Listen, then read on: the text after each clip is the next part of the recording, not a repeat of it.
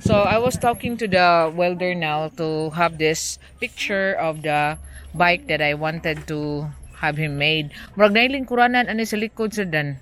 Murag naa sila niya kani, murag malingkuran sad ni. Kita ano to na kung kuan imong video murag nato inyong lingkuranan nga nasa kilid dito dire nya. Dire. Ito likod o diha to ano. Ato lang ni butangan tag kanag singalan ni sin na lang kahan no. Ang sino oy init. Aw, Init ang sin kanay gid ma'am. mao ba? Kinahanglan imo ginang paatpan niya pohon og makuha na Kay siya. nga kuha sa dan ba inig uwan. Oh, pwede na naman. Ako na tay butangan na tarpaulin. Ay kay inana sa kay. Pero ang likod butangan na lang natog si kanang murag kanang plain sheet lang ba? Pwede likod ana. Ato lang pa pabutangan ako. Please subscribe to Village People Philippines. Ano ba? Kaya na makabaw mo kuan dire. Mo. Littering? Oh. Ay naidaghan tayo na mo may. Di kay kana bang muhimo sa jeep ba, di ba? Maglittering. Pwede ka ma'am kahit ano na mauna ako may littering. Mo ba? Sige. Bakyaw na lang. Palit na lang. Kanang litteringan ba? Sticker nga Oh. palit na lang nato dahil littering. Mo ba? Kaya ako maagi ko na littering una sa kuan high school pa ko. Mo ba? Nice. Kanang sa bangka ba? Oo, maghumol pero Kanang ang bangka ako butangan. Babaw ang kuan kay di mo ginani mo ihumol matago sa kuan tubig. Mausad no. Oh, di ginani mo. Kay lahi mo sa jud ng sticker sa kuan sir Dan. Sa sticker sa kinang gahi gid. Lagahi ko ng kay ilaha kay mo lagi murag plastic man. So mapalit na kad lain-lain color sa kuan. Oh, kung sa kadaghang kolor sa kuan, logo mo wala palita, ako bahala sa Hala. forma. O di ko kabaw daghan day kay kag Ay talent basta da. kamo ko na kay nahay dun mo tanan hay dun classmate ko na ingon na mauna tiglitrig sa una ling. Oy, mo ba? School pa mi. I'm going down now to see the welder that I have commissioned to make the sidecars of my pedicab project. He didn't know that I'll be ordering two because I want to make sure that I have value for money, because you know when I ship it, it's better that I think it will be more cheap if I ship two, because there's like a company that I have, not a company, a person that carries stuff to Bantayan, and he can carry it in his 10 big truck. He buys items here in Cebu City and carry it there, and you can also pay if you got something to deliver there, and he goes straight on to Madridejos. Now this welder is the one that makes my railings and my big gates. He's a professional welder. He's been doing it for so long. He studied when he was younger. He went abroad, do welding jobs, and then come back here to retire. But he cannot rest, so he still accept welding jobs. And as of the moment, he's not a very well man, but he loves my cause. He likes to support, and his way of supporting is making the frames for me in a better price and strong, because you've seen how they weld it there in Bantayan, and for the amount that they're asking, it's not really value for money. It's very expensive.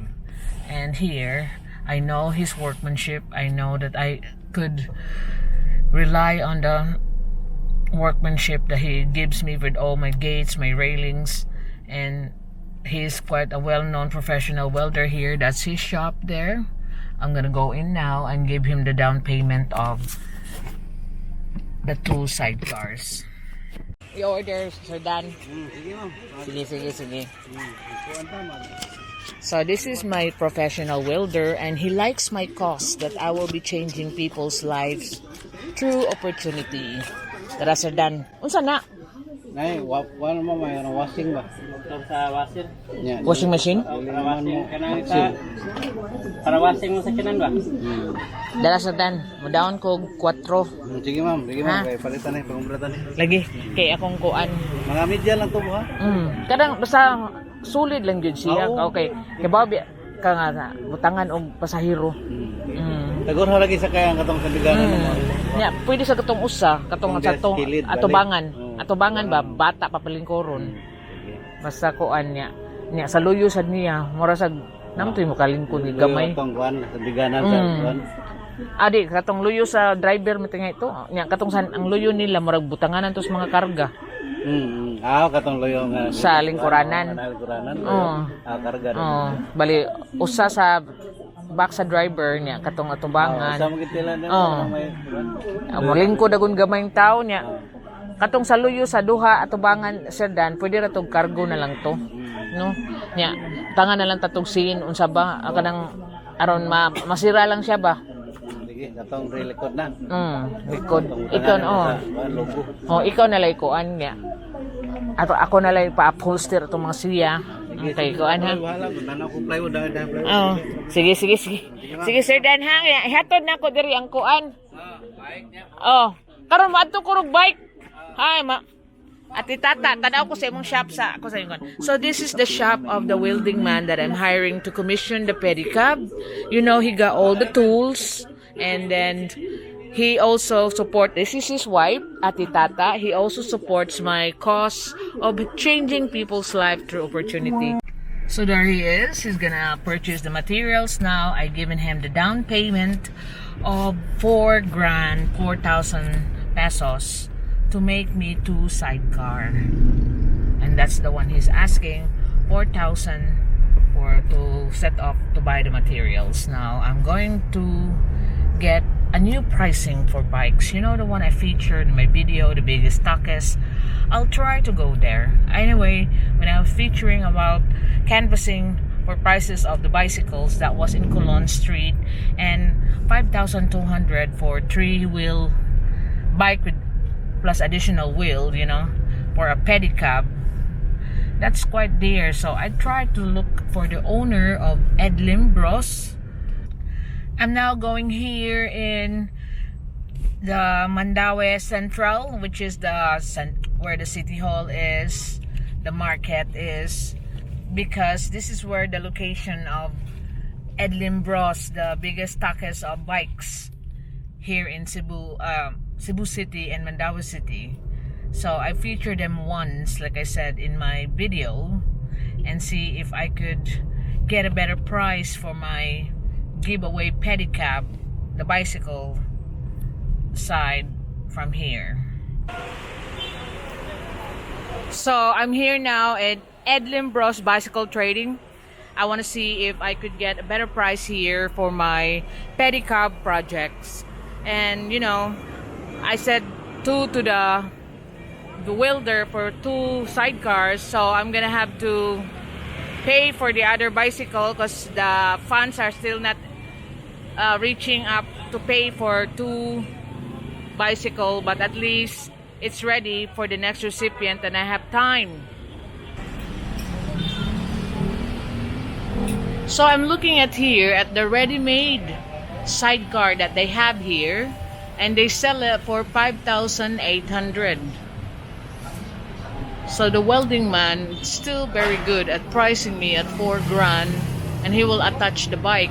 But shocking that the bike that they have recommended for a sidecar, you know, for the pedicab, is this one at 5,495. But this is like the best one that they have. They said this is the bearing type.